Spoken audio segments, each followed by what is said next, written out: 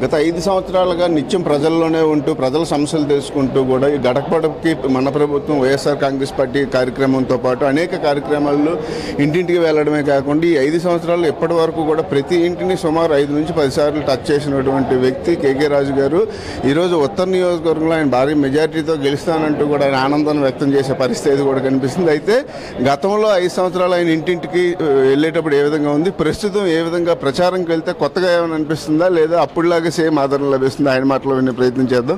Sir చెప్పండి, గత 5 సంవత్సరాలుగా ఏ ఒక్కరోజు కూడా మీరు పార్టీని అదేవిధంగా అక్కడ ఉన్న ప్రజల్ని వదలకుండా కూడా ఇంటింటికి తిరిగారు, ప్రతి ఇల్లు ఆల్మోస్ట్ టచ్ చేశారు. ఎలా ఉంది ఇప్పుడు వెళ్తుంటే, ఎలా ఉంది అప్పుడు ఎలా ఉంది స్పందన?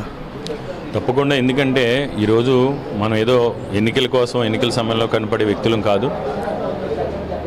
2019 ఎన్నికలు అయిపోయిన దగ్గర నుంచి ఈ రోజు వరకు కూడా కార్యాలయాన్ని మెయింటైన్ చేస్తూ ప్రజలకు అందుబాటులో ఉండి ప్రజా సమస్యల పరిష్కారానికి అనేక రకాలుగా కృషి చేశాం. ముఖ్యంగా మా ముఖ్యమంత్రి జగన్మోహన్ రెడ్డి గారి ఆశీస్సులతో ఈ నియోజకవర్గంలో 7 హాస్పిటల్స్ నిర్మాణం చేసాం, 50 కమ్యూనిటీ హాల్స్ నిర్మాణం చేసాం, స్కూల్స్ అన్నీ కూడా దాన్ని రూపురేఖలు మార్చాం, 4 స్మార్ట్ సిటీ స్కూల్స్ అభివృద్ధి పరిచాం, రోడ్స్ కావచ్చు, డ్రైన్స్ కావచ్చు, అన్ని రకాలుగా కూడా డెవలప్ చేసాం. అన్నిటికంటే కూడా ముఖ్యంగా వైఎస్ఆర్ కాంగ్రెస్ పార్టీ ప్రభుత్వం వచ్చి 3 సంవత్సరాలు పూర్తయిన సందర్భంగా జగన్మోహన్ రెడ్డి గారు గడప గడపకి మన ప్రభుత్వ కార్యక్రమం ద్వారా ప్రతి ఇంటికి వెళ్ళి ప్రజలతో మమేకమని చెప్పినప్పుడు దాన్ని చిత్తశుద్ధితో చేసాం. ప్రతి తలుపు తట్టాం, ప్రతి గడప తొక్కాం. ఈరోజు దానివల్ల ప్రతి ఒక్కరితోని కూడా పరిచయం ఉంది, వ్యక్తిగతంగా ప్రతి ఓటర్తోని కూడా 100% ఓటర్లందరితో కూడా వ్యక్తిగతంగా పరిచయం ఉంది. ప్రతి ప్రాంతంలోని ఏ వీధిలో, ఏ వాడలో, ఏ గల్లీలో ఏ సమస్య ఉంది, అక్కడ వారికి ఎలాంటి సమస్యలు ఉన్నాయనేది పూర్తిగా అవగాహన ఉంది.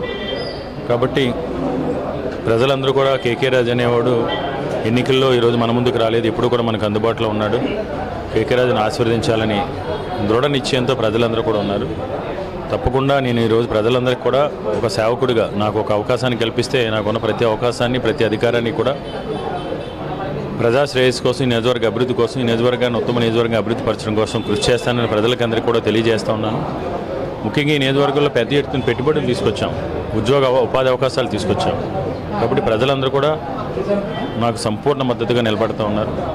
నేను మంచి మెజార్టీతో గెలిచి ఈ నియోజకవర్గ సేవకు అంకితం అవుతాను. సార్, ప్రధానంగా చెప్పండి, మీరు అనేక సందర్భాల్లో చెప్పారు చిట్ట చివరి లబ్ధిదారు వరకు కూడా సంక్షేమ పథకాలన్నీ కూడా అందించడం జరిగిందని చెప్పారు. ఈరోజు పార్టీలకు అతీతంగా కూడా మీ దగ్గర నుంచి లబ్ధి పొందారు. జగన్మోహన్ రెడ్డి పథకాల వల్ల లబ్ధి పొందిన వాళ్ళందరూ కూడా స్వచ్ఛందంగా వస్తున్నారా ఈరోజు? తప్పకుండా, ఎందుకంటే నేను అదే అప్పీల్ చేస్తాను. మంచి పాయింట్ అడిగారు మీరు.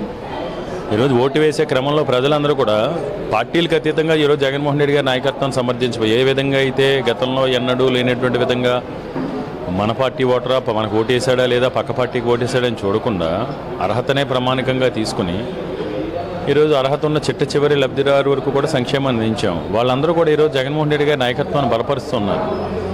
నాకు తెలిసి మా నియోజకవర్గంలో పార్టీ అభిమానులు అవ్వచ్చు, ఏదైనా 70% ఓటర్లందరూ కూడా వైఎస్ఆర్ కాంగ్రెస్ పార్టీ వైపు ఉన్నారు.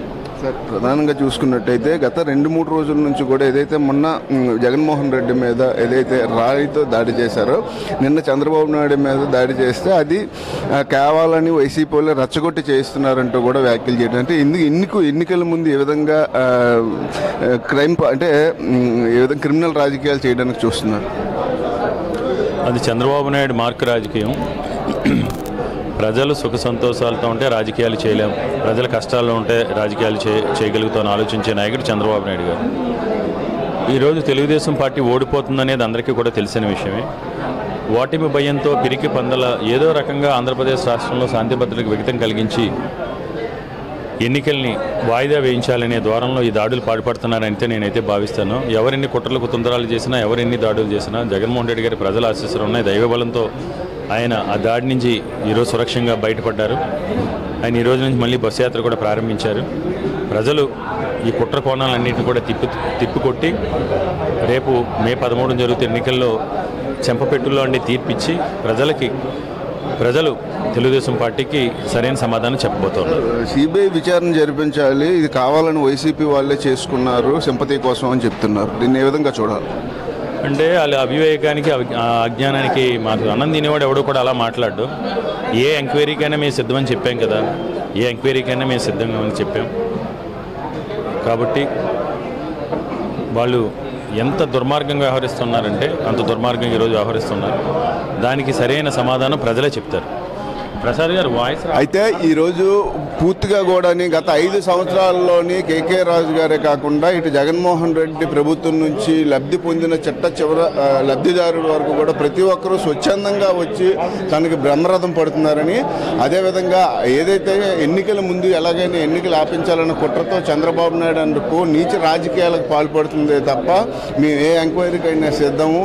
ప్రత్యేకంగా జగన్మోహన్ రెడ్డి చేసినటువంటి సంక్షేమ పథకాల వల్ల ఈరోజు ప్రజలందరూ స్వచ్ఛందంగా వచ్చి తమకు మద్దతు పలుకుతున్నారు. కాబట్టి ఉత్తరంలో అత్యధిక మెజార్టీతో గెలిచి చూపిస్తానంటూ కూడా కేకే రాజు గారు స్పష్టం చేస్తున్నారు. కెమెరా పర్సన్ సునీల్తో బాలకృష్ణ, ఏబిటీ న్యూస్ వైజాగ్.